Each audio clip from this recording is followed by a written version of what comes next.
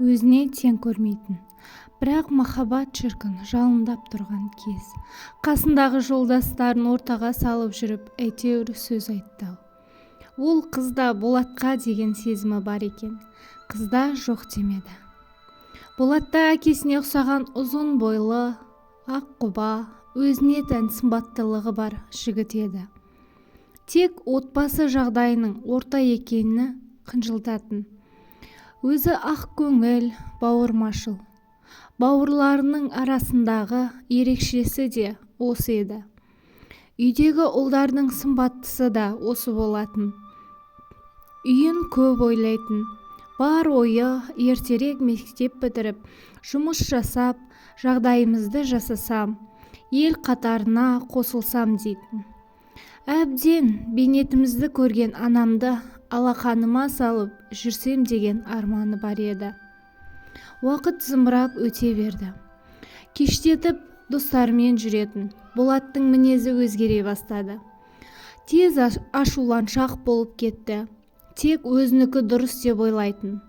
Үйдегі қарындастарына әй-шәй жоқ ұрса беретін.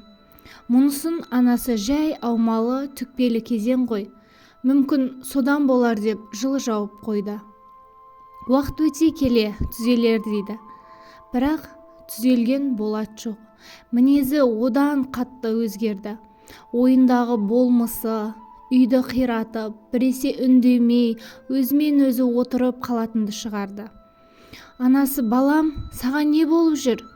Не ойлап отырсың тұңғиыққа батып дейді. Мен не істеп жүрмін? Өзімді түсінбей қаламын. Құлағыма бір дауыс естіледі де тұрады.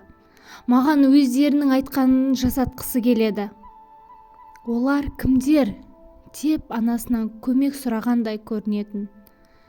Анасы қайдан білсін, ондайды бастан өткермеген соң. Мүмкін көз, сөз тиді ме екен. Мешітке барып бір дем салдыра салшы, бәрі жақсы болады дейді.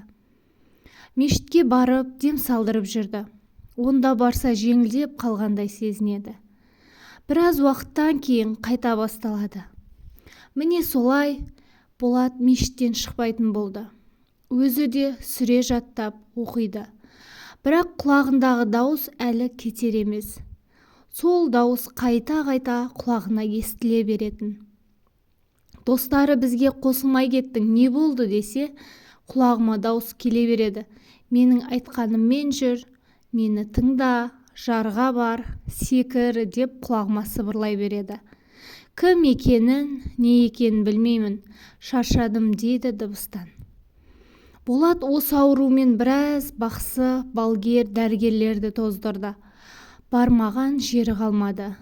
Бірақ нәтиже жоқ. Қазір жақын досы да Болаттың қасынан шықпайтын болды. Жалғасы келесі бөлімде.